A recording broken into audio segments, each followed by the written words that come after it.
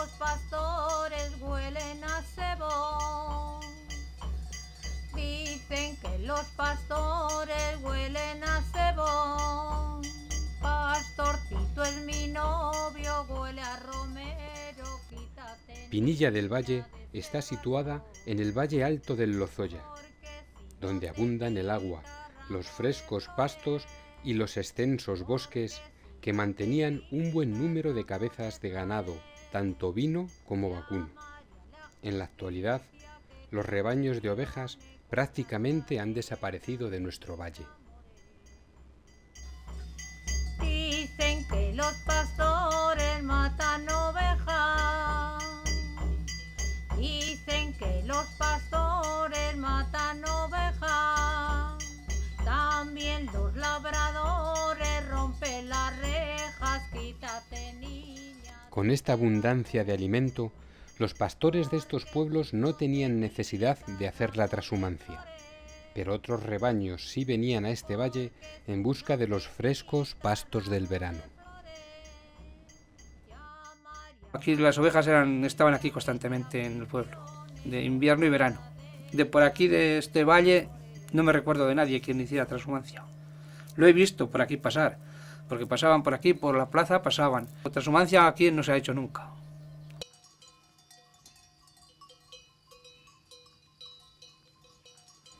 Pedro Riomoros fue durante muchos años pastor, y él nos va a contar algunos detalles de la vida de estos hombres de campo.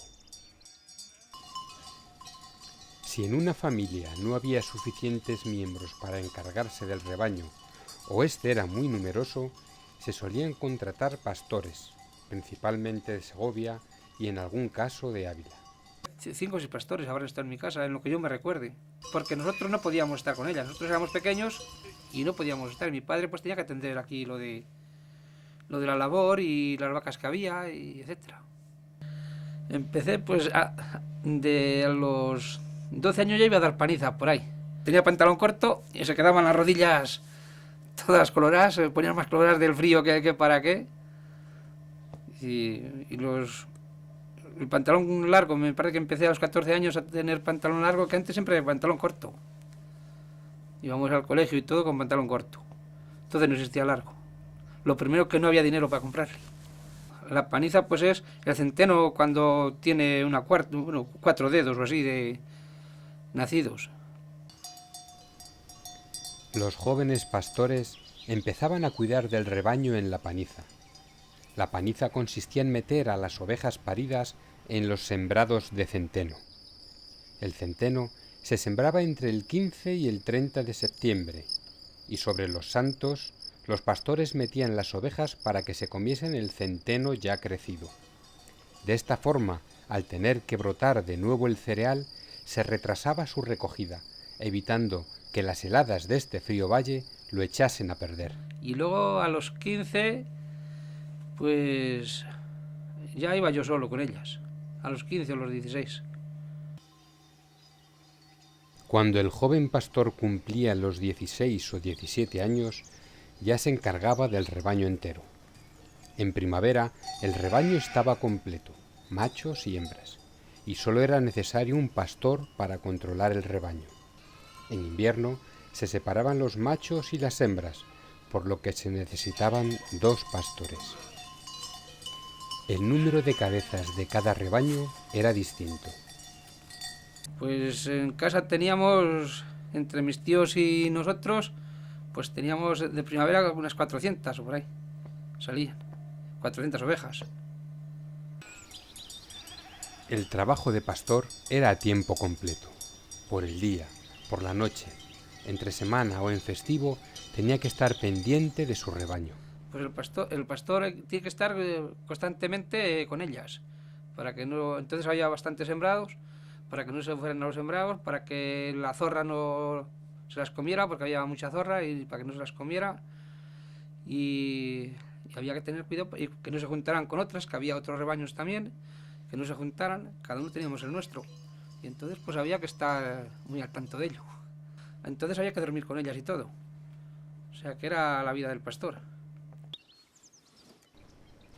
El pastor, cuando estaba en el monte, dormía en la majada. Y cada uno tenía su majada. Más bien, si se hacía un portillo en la pared, pues la levantaba. Y si entonces las chozas que había eran de tierra. O sea, que se hacían 4 paredes y luego tierra por encima. Se ponían unos palos, unas hojarascas y luego ya pues tierra encima. Y eso aguantaba mucha agua, mucha. Y claro, el que dormía allí tenía que tener cuidado de que no se le calara. Bueno, si nos juntábamos, sí, había veces que a lo mejor nos juntábamos 2 o 3, pero normalmente casi cada uno tenía su majada individual.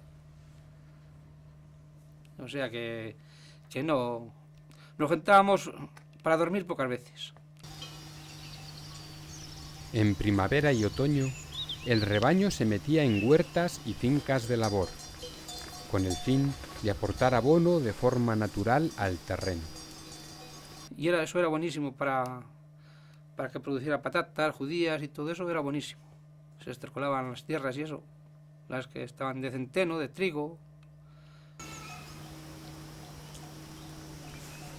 Redear consistía en meter al rebaño a dormir en un redil móvil, que se iba cambiando según se iba estercolando la finca. El pastor tenía, en este caso, una choza móvil hecha de paja de centeno, que se iba cambiando al igual que el redil. Y en la primavera, cuando se dormía en las tierras, o en el otoño, cuando se dormía en las tierras que se estercolaba, en la red, que se llamaba redear, entonces pues se dormía en chozo de paja. Pues un pastor lo primero que tenía que hacer era, de como te levantas, ir por la mañana a ver si estaban bien el ganado, no sé que algunas había muerto, para si acaso aviarla y tal, y luego pues después desayunar, abrir el pajar si estaba en el pajar o si estaban en corral o por ahí donde estuvieran, pues soltarlas y todo el día detrás de ellas. Todo el día tienes que estar cuidando de ellas. Por ahí en el monte, o sea que, así que te sabes el monte al dedillo todo. Bueno, había ratos para todo, porque había ratos de correr, porque había que correr tras de ellas, otros ratos que tenía libres, pues hacer tonterías con la navaja. A lo mejor se hacían yugos, o sea, ubios o cosas así para distraerte, o sea, cosas que pudieras, y leer algo, poco, porque no te daba tiempo casi ni a leer, porque el tiempo que tenía libre era casi de noche, y de noche pues no podías hacer nada. La alimentación de las ovejas era muy variada. Todo dependía de la época del año. En invierno, la hoja de fresno seco, el llamado ramón, centeno, algarrobas y heno componían su dieta fundamental. En primavera, hierba y hojas tiernas de roble. Para el ganado menudo, o sea, lo que es la oveja, la cosa de tallar y eso era buenísimo, muy bueno, una hierba muy fina, muy buena. La cosa de tallar ya cuando ya tenía X años que ya se podía entrar y eso, pues una hierba muy buena. El resto del año se alimentaban de los frescos pastos del valle. El beneficio obtenido del rebaño no era mucho, pero ayudaba a la economía familiar. Aquí la oveja, pues lo único que daba casi era la lana. Digamos, porque el cordero, aquí entonces se vendía poco cordero. Lo único que se vendía era la lana y luego las viejas. O sea, lo viejo. Aquí se esquilaba, pues normalmente ahora desde San Antonio a San Pedro. El oficio de pastor, como tradicionalmente se le conocía, ha desaparecido de nuestros montes.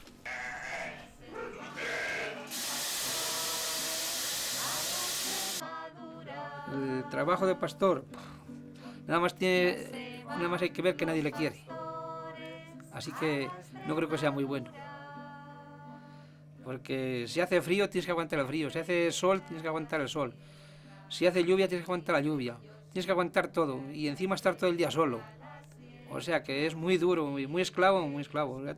Nada más que tienes que ver eso, que nadie le quiere ese trabajo. Todos nos vamos a donde sea, pero de pastor nadie queremos estar. ¿Por qué? Pues algo será. O porque no se saca de ello, o porque es muy trabajoso. Hacia la majada,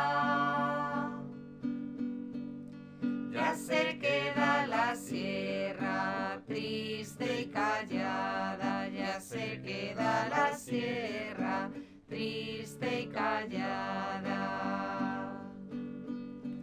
Ya se van los pastores, ya se van marchando. Ya se van los pastores, ya se van marchando. Más de 4 zagalas quedan llorando, más de 4 zagalas quedan llorando.